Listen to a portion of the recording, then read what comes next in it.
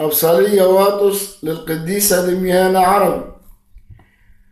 تعالوا الجميع بفرح، تعالوا الجميع بتهليل، تعالوا الجميع بابتهاج، يا كل أبناء المؤمنين،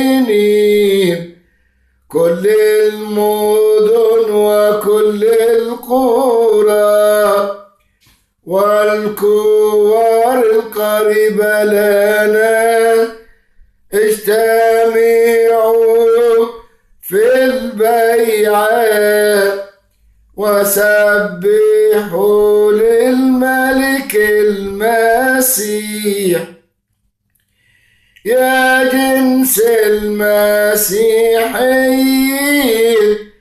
تعالوا إلينا لنعيد للسيدة المختارة الحقيقية القديسة دميانة الصديقة التي ارتفعت بالحقيقة أكثر من جميع العذراء اللواتي استشهدنا، وصارت لنا ملجأ.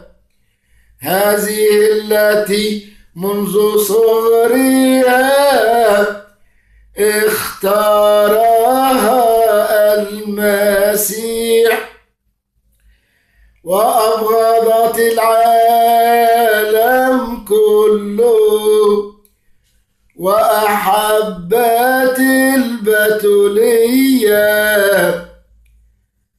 سبع الفضائل حسنة التحفت بها هذه العذراء الشهيدة الحقيقية المختارة السيدة دميانة، فتكلمت مع أبيها مرقس كذا قائلا: أريد أن أخدم المسيح وأترك هذا العالم.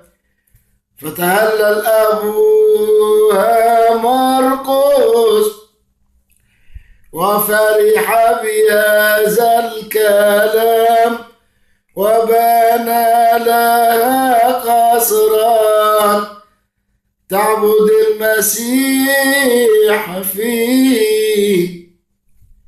يوحنا أسقف مدينة البرولوس أخبرنا باجتهاد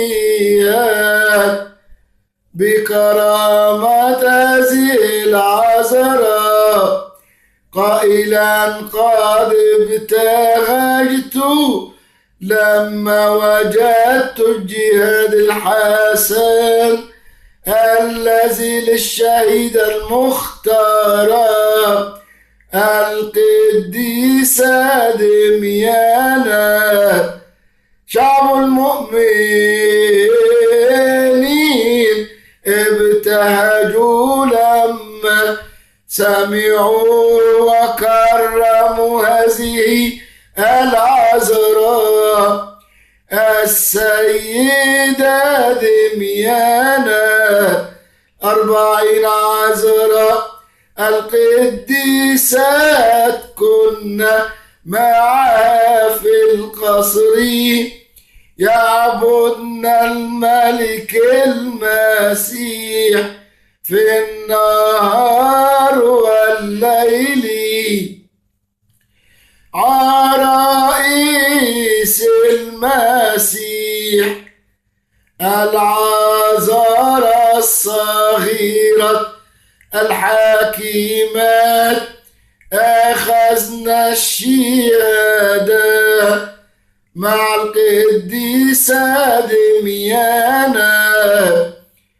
تباركت يا سيدنا المسيح مع أبيك الصالح والروح القدس الثالوث القدوس المساوي في الجوهر، ونكرم اليوم عروسك المختارة السيدة دميانا، وال40 عذراء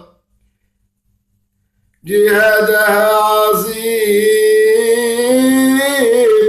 ومجدها عالي جدا وكرامتها عجيبة وذكرها شائع. افرحي أيتها العروس الحقيقية التي صارت هيكلا للروح القدس من صغرها. تفرح معنا اليوم كل قبائل الأرض من أجل الآيات التي نظروها والعجائب التي ظهرت. مباركة أنت يا دميانا الصبية الحكيمة العذراء الراهبة التي بنت بيتها على الصخرة الثابتة. ابن الله قد اختارك لأنه ليس من يشبهك أيتها الذكر غير المائت. السلام لك أيتها الطباوية يا ذات البتولية بالحقيقة والرهبانية البرة، يا ذات الشهادة من أجل المسيح إله الحق. السلام لك أيتها العروس التي تذكرها قد ابتهجت قلوبنا ونفوسنا وأفكارنا. أنفس آبائنا وإخوتنا الراقدين يا رب نيحهم في فردوس النعيم مع إبراهيم وإسحاق ويعقوب.